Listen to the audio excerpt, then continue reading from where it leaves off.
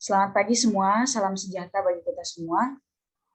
Pada saat ini kami dari kelompok 3 akan mempresentasikan hasil diskusi kami, yaitu analisis jurnal dengan judul jurnal Respon Fisiologi Ikan Nila Oreochromis niloticus yang distimulasi dengan daur pemuasaan dan pemberian pakan kembali.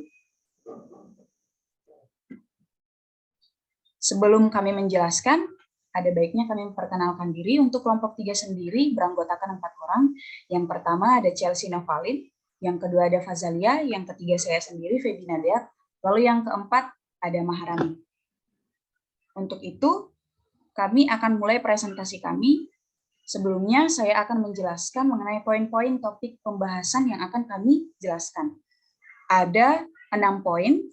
Yang pertama yaitu latar belakang penelitian, yang kedua tujuan penelitian, yang ketiga tempat dan metode penelitian, yang keempat bahan dan cara kerja, yang kelima hasil pengamatan, lalu yang terakhir yaitu kesimpulan. Untuk itu, pada poin pertama akan dijelaskan oleh teman kami, Fazalia. Pada Fazalia, saya persilahkan. Baik, terima kasih. Jadi di sini saya akan menjelaskan mengenai latar belakang dari penelitian ini. Next.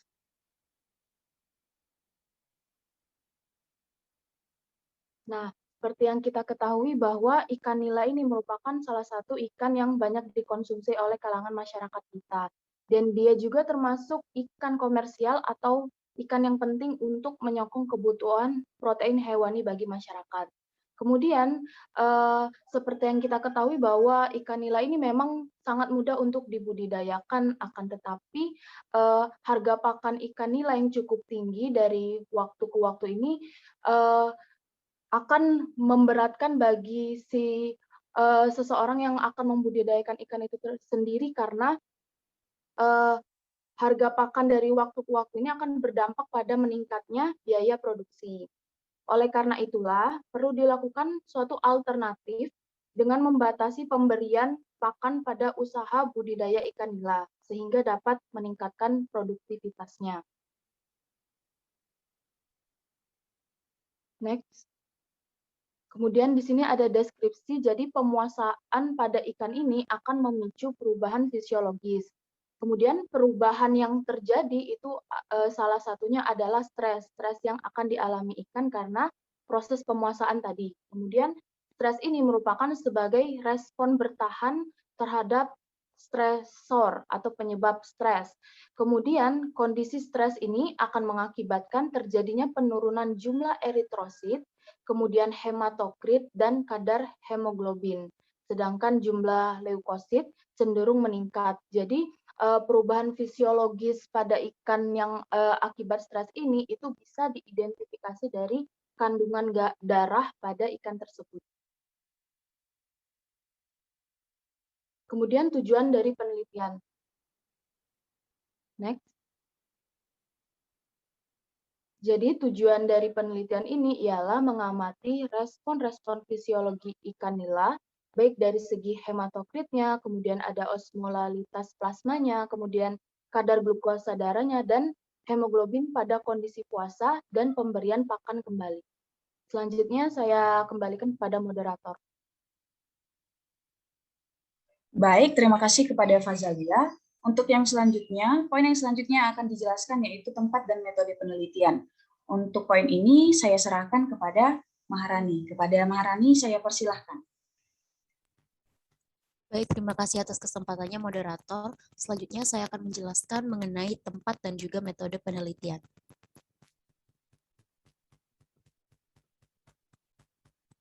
Jadi tempat penelitian dari judul kita hari ini adalah Laboratorium Fisiologi Hewan Fakultas Biologi Unsud Purwokerto.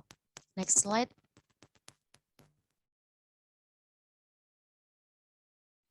Jadi metode penelitian yang digunakan adalah penelitian secara eksperimental menggunakan rancangan acak lengkap atau RAL. 5 perlakuan dengan pengulangan 5 kali, yaitu yang pertama, ikan diberikan pakan setiap hari sebagai kontrol. Yang kedua, ikan dipuasakan selama 4 hari. Selanjutnya, ikan dipuasakan kembali selama 8 hari. Dan selanjutnya, ikan dipuasakan kembali selama 4 hari dan juga diberikan pakan kembali selama 4 hari. Dan yang terakhir, ikan dipuasakan kembali selama 8 hari dan diberikan pakan kembali selama 8 hari. Selanjutnya saya akan menjelaskan mengenai bahan dan cara kerja. Next slide. Alat dan bahan penelitian yang pertama ada ikan nila. Di sini ikan nila yang digunakan berukuran 10 sampai dengan 15 gram. Ada juga akuarium, osmometer, kemudian ada blood glucose test meter, Olmedicus, dan ada sentrifugasi mikrohematokrit, pakan ikan, dan juga peralatan pemeliharaan ikan. Kemudian cara kerjanya, yang pertama, ikan diaklimasi selama 5 hari. Di hari kelima, ikan dipuasakan selama 24 jam. Selanjutnya, bobot ikan ditimbang dan ikan dimasukkan ke dalam akuarium percobaan. Akuarium percobaan berukuran 60 dikali 40 dikali 70 cm. Kemudian ditebarkan ikan sebanyak 10 ekor. Pemeliharaan ikan dilakukan dengan air statis dengan tinggi sekitar 40 cm. Selanjutnya, dilakukan pengambilan sampel darah dari pembuluh kaudal ikan. Parameter yang diukur dari sampel darah tersebut adalah kadar hemoglobin, glukosa darah, nilai hematokrit, dan nilai osmolalitas plasma. Selanjutnya, data yang sudah diperoleh dianalisis dengan menggunakan aplikasi SPSS. Baik, terima kasih kepada Maharani. Lalu untuk poin yang selanjutnya, penjelasan mengenai hasil pengamatan akan dijelaskan oleh Chelsea Novalin. Pada Chelsea, saya persilahkan. Baiklah, terima kasih atas kesempatannya. Pada sesi selanjutnya itu saya menjelaskan mengenai hasil pengamatan berdasarkan penelitian yang sudah dilakukan. Jadi pada hasil pengamatan nilai rata-rata kadar HB yang diperoleh dari ikan nila yang dipuasakan dan diberi pakan kembali. Selanjutnya. Nah, jadi kadar HB ikan nila berkisar antara 2,98 sampai dengan 5,20 gram per DL.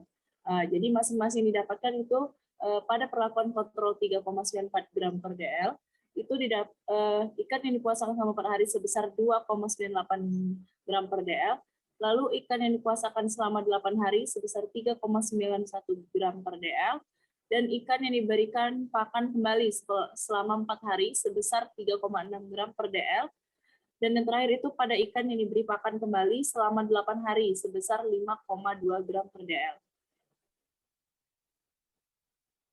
Jadi berdasarkan hasil analisis seragam menunjukkan bahwa nilai rata-rata HB masing-masing perlakuan tidak berbeda nyata. Nah, dengan hal ini dapat disimpulkan bahwa kadar HB selama pemuasaan itu tidak mengalami perubahan, sehingga pada saat begitupun juga dengan ketika ikan diberi pakan lagi.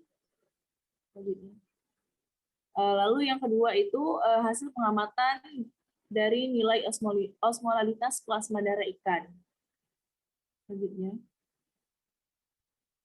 Nah, dari nilai osmolalitas plasma ikan nila didapati pada perlakuan yang pertama itu didapatkan 4,63 mOSM per kilogram pada variabel kontrol. Lalu yang kedua itu 4,732 mOSM per kilogram pada ikan yang dipuasakan selama 4 hari. Lalu 4,165 mOSM per kilogram pada pemuasaan selama 8 hari. Lalu pada perlakuan pemberian pakan kembali selama 4 hari itu didapati 4,623 mOSM per kilogram. Dan yang terakhir itu perlakuan pada pemberian pakan kembali selama 8 hari yang didapati nilainya sebesar 1,787 mOSM per kilogram. Selanjutnya. Jadi perubahan nilai osmolalitas ini dapat dipengaruhi oleh beberapa faktor seperti suhu, salinitas, dan juga status nutrisinya. Ya. Baik, terima kasih. Terima kasih kepada Chelsea atas penjelasannya. Lalu untuk poin yang ketiga, untuk hasil pengamatan akan saya lanjutkan. Untuk poin yang ketiga yang diamati yaitu nilai glukosa darah ikan nila yang dipuasakan dan diberi pakan kembali. Untuk datanya diinterpretasikan dalam grafik berikut. Lalu dari grafik tersebut dapat diperoleh data sebagai berikut. Untuk masing-masing perlakuan, yang pertama pada pemberlakuan pemuasaan selama 8 hari diperoleh kadar glukosa darah yaitu sebesar 68 mg per dl. Lalu yang kedua, perlakuan kontrol diperoleh nilai glukosa darah sebesar 79,07 mg per dl. Yang ketiga, pemberian pakan kembali selama 4 hari diperoleh nilai kadar glukosa pada ikan nila yaitu sebesar 82,63 mg per dl. Perlakuan yang keempat yaitu pemberian pakan kembali selama 8 hari sebesar 94,29 mg per dl. Dan perlakuan yang terakhir yaitu perlakuan pemuasaan selama 4 hari diperoleh nilai kadar glukosa pada ikan nila yaitu sebesar 102,1 mg per dl. Untuk kadar glukosa darah ini jika diamati dari perlakuan pertama hingga perlakuan kelima itu diurutkan berdasarkan dari urutan terkecil hingga ke urutan terbesar sehingga dapat diketahui bahwa nilai kadar glukosa darah yang paling kecil itu diperoleh pada perlakuan pemuasaan selama 8 hari sedangkan nilai kadar glukosa paling besar itu ditemui pada perlakuan puasa selama 4 hari. Lalu untuk penjelasan lebih lanjut mengenai perubahan kadar glukosa darah ini dapat saya bacakan sebagai berikut. Pemuasaan menyebabkan penurunan glukosa darah ikan. Ikan yang diberi pakan kembali setelah dipuasakan dalam waktu tertentu akan mengembalikan kondisi homeostatis tubuhnya dengan cara meningkatkan kadar glukosa yang mengalami penurunan pada saat dipuasakan. Lalu untuk poin yang keempat, hasil pengamatan pada hematokrit ikan nila. Untuk datanya diinterpretasikan melalui grafik berikut. Lalu dari grafik tersebut dapat diperoleh data sebagai berikut. Sama halnya seperti pengamatan pada kadar glukosa darah, untuk pengamatan nilai hematokrit pada ikan nila berikut juga kami urutkan dari urutan terkecil hingga urutan terbesar. Yang pertama, pada perlakuan puasa selama 4 hari diperoleh nilai hematokrit sebesar 31,87%. Yang kedua yaitu pada perlakuan kontrol diperoleh nilai hematokrit ikan sebesar 34,64%. Yang ketiga, perlakuan pemberian pakan kembali selama 4 hari diperoleh nilai hematokrit ikan sebesar 37,77%. Yang keempat, perlakuan pemberian pakan kembali selama 8 hari diperoleh nilai hematokrit ikan sebesar 37,84%. Lalu perlakuan yang terakhir yaitu pada perlakuan pemuasaan selama 8 hari diperoleh nilai hematokrit ikan sebesar 102,1 mg per dl. Baiklah, mungkin cukup sekian analisis jurnal yang dapat kami presentasikan. Lalu sebagai penutup, kami akan membacakan kesimpulan dari jurnal tersebut. Jadi kesimpulan yang dapat diperoleh yaitu ikan nila yang dipuasakan dan diberi pakan kembali akan mengalami perubahan profil darah yang meliputi kadar glukosa darah, nilai osmolalitas plasma, dan hematokrit sebagai respon fisiologi ikan dalam menjaga kondisi homeostatis tubuhnya. Mungkin cukup sekian presentasi dari kelompok kami. Kami ucapkan terima kasih atas perhatiannya dan apabila terdapat kekurangan, kami mohon maaf. Mungkin cukup sekian. Terima kasih.